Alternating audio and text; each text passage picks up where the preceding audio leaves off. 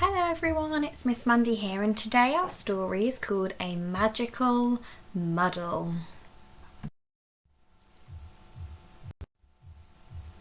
It was Monday evening at Cobweb's school for young witches. Tabitha and her friends took their seats as their teacher, Miss Brewer, walked into the classroom. She was the strictest teacher in school.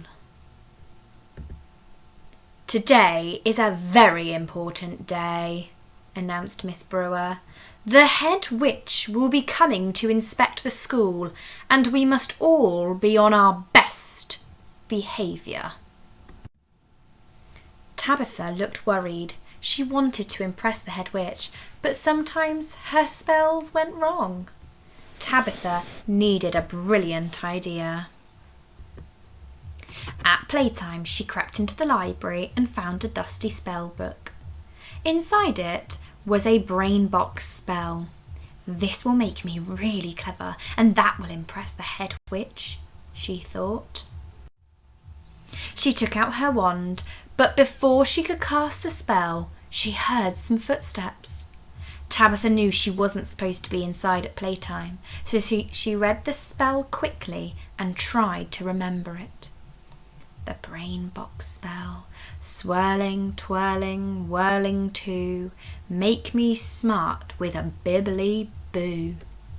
Then she slammed the book shut and raced outside. When no one was looking, Tabitha started to spin, swirling, twirling, whirling too, make me smart with a dibbly doo. Uh-oh. Who can spot Tabitha's mistake with the spell? And with that, there was a huge puff of smoke. When Tabitha returned to class, Miss Brewer was angry. "What will the head witch say when she sees this?" she asked crossly. "Of all the days to have a cat in class." Tabitha explained what had happened. "I must have got the spell wrong," she said. "Well, make sure you change yourself back into a witch before our special visitor arrives," said Miss Brewer. But Tabitha didn't know how. At lunchtime, Mimi offered to help Tabitha. "I know the brain box spell," she said. "If I cast it on myself, I will become clever enough to change you back." Mimi started to spin, swirling, twirling, whirling too, make me smart with a wibbly woo. And with that, there was a huge puff of smoke. Miss Brewer looked angrier than ever as the two young witches explained what had happened. "I must have got the spell wrong," said Mimi. "Of all the days to have a cat and a zebra in class," said Miss Brewer. "Just make sure you change yourselves back into witches before our special visitor arrives." But Tabitha and Mimi didn't know how. When Miss Brewer left the room, Agnes offered to help them. "I know the brain box spell," she said. "If I cast it on myself, I will become clever enough to change you back." Agnes started to spin, swirling, twirling, whirling too, make me smart with a hibbly hoo.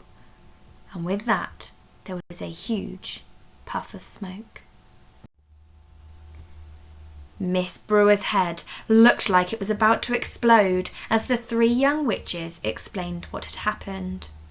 "I must have got the spell wrong," said Agnes. "I'll help," said Freya from the back row. "Swirling, twirling, whirling too, make me smart with a ribbly roo." Uh-oh. What animal do you think Freya's going to turn into? "No, that's not it. Watch me," shouted Beatrix. Coughing in the smoke.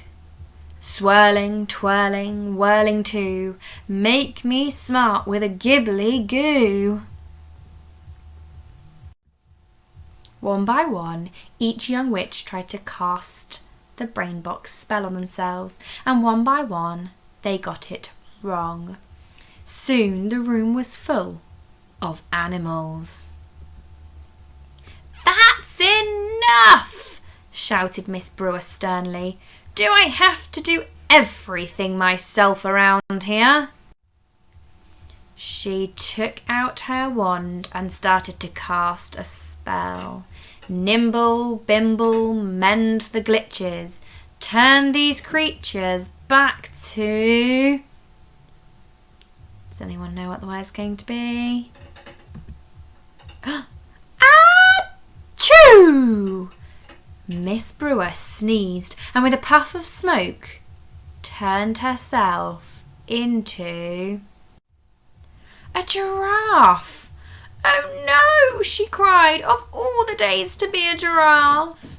Just at that moment, the door opened and in walked the head witch, who looked very shocked indeed. She turned to Miss Brewer, who was explaining what had happened, and began to laugh. "What a welcome," the head witch chuckled.